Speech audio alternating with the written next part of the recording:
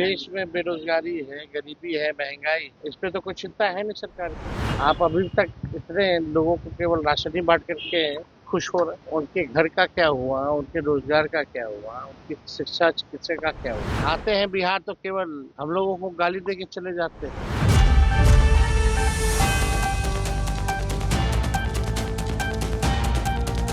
RJD प्रतिपक्ष नेता तेजस्वी यादव ने एक बार फिर साधा निशाना राज्य सरकार पर। कहा, महंगाई ने अपनी चरम सीमा पर एवं बेरोजगारी ने तो बदहाली की सारी हदें पार कर दी हैं।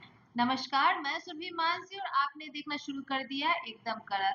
तो तेजस्वी यादव ने ये दावा करते हुए कहा है कि वर्तमान की जो सरकार है वो परिवारवाद खेलने में लगी हुई है। महंगाई अपनी चरम सीमा पर है, युवा आज भी बेरोजगार है और जनता को जो है राशन बांट कर लुभाने की कोशिश की जा रही है, लेकिन शिक्षा पर, स्वास्थ्य पर और रोजगारी पर सरकार का कोई ध्यान नहीं है। केवल विकास के दावे कर रहे हैं राज्य सरकार।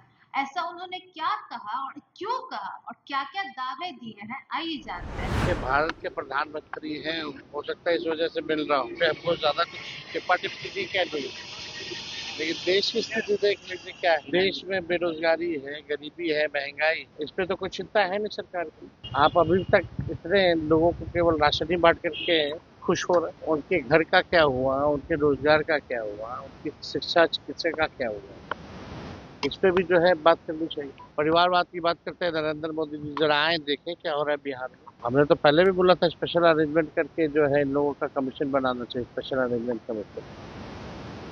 अब तो हम कहते हैं कि अब छमाही आयोग तो बनाया ही है ही, साथ में जीजा आयोग भी बना दीजिए। जीजा आयोग कौन है? चिराग पासवान जी के जीजा बने हैं, संतोष मांझी जी के जीजा बने हैं, और एक सांसद जो है उनके पति बने। कहाँ कहाँ जो अधिकारी लोग हैं अपने अपने धर्म पत्नियों को जो है एडजस्ट करने में लगे हुए हैं। जरा प्रधानमंत्री जी को ये तो दिखता नहीं है। आते हैं बिहार तो केवल हम लोगों को गाली दे के चले जाते हैं, लेकिन खुद के गठबंधन में दल में क्या हो रहा है इस पे छू तक नहीं निकल। तो माननीय मुख्यमंत्री जी से जानना चाहते हैं कितने मंत्री जो लोग हैं वो आरएसएस कोटा के हैं, जरा ये बता दीजिए। और ये बिहार में अलग ही लोग जो चुनाव नहीं जीतता वो प्रमोशन देने चले, जो बैकडोर से एंट्री लिए हुए हैं। कार्यकाल खत्म होने के बाद भी 2 बार घसीट करके जो है 6-6 महीना के लिए मंत्री बनाया गया, और वही लोग आज प्रवचन दे रहे हैं जो अपने कोई और कोटा से है, बेटी कोई और कोटा से है, दामाद कोई और कोटा से। तो अद्भुत है भाई, टैलेंट तो सच में टैलेंट है। कहाँ मना कर रहा है कि टैलेंट नहीं, तो टैलेंट वाला ही लोग कर सकता है। हम लोग कह रहे हैं कि मांझी जी आपके रास्ते चल रहे हैं, लालू जी के रास्ते कौन बोल रहा मंत्री अशोक चौधरी जी। मतलब वो एनडीए में सब कुछ ठीक नहीं है लगता, लेकिन आप लोग का ध्यान तो उधर जाएगा नहीं, तो लगता नहीं एनडीए में ठीक है। आज कैबिनेट की बैठक हुई थी और नौकरी, शिक्षा, स्वास्थ्य पे कम ध्यान है। एयरपोर्ट विस्तार और एयरपोर्ट बनाने को भी लेकर कब होगा, नहीं होगा, क्या है। एक आध बार सर्वे तो नहीं हुआ। ईटा का एयरपोर्ट भी बनना पहले से ही प्रस्तावित है। हम ही लोग जब कैबिनेट में था तभी हम लोग लैंड एक्वायर करके हम लोगों ने एयरपोर्ट अथॉरिटी को दिया था उसी समय, जब 15 में हमारी पहली बार सरकार बनी थी, उप मुख्यमंत्री हम बने थे। तो उसके बाद से क्या होगा, कोई तेजी तो दिखी नहीं। मेरा बजट भाषण में सुनेंगे, उस समय हमने डेडिकेटेड एक्सप्रेसवे की बात की थी, वही काम चल रहा है। एयरपोर्ट तो ठीक है, लेकिन एयरपोर्ट का जो भाड़ा जो है एयर टिकट का कितना होगा। ये प्रधानमंत्री जी कहते थे चप्पल, हवाई चप्पल वाले को भी हवाई सफर कराएंगे। क्या स्थिति है, क्या कोई स्थिति नहीं, इतनी महंगाई, इस पे कोई ध्यान नहीं है। निशान को चुनाव लड़ने की बात देखिए चुनाव लड़ने की मांग कर रहे हैं। तो हम इस पे क्यों टिप्पा टिप्पणी कर रहे हैं। भाई लोकतंत्र है, जिसको आना आए, भाई सबका स्वागत है। लेकिन आज हम जा रहे हैं, आपको सब लोगों को पता है, दिगवारा में लोग जो है सड़क दुर्घटना में मारे गए, उनके परिजनों से मिलने जा रहे हैं। और सिवान में भी और छपरा में जो लोगों ने शहादत दी है उनसे भी हम लोग मिलने जा रहे हैं।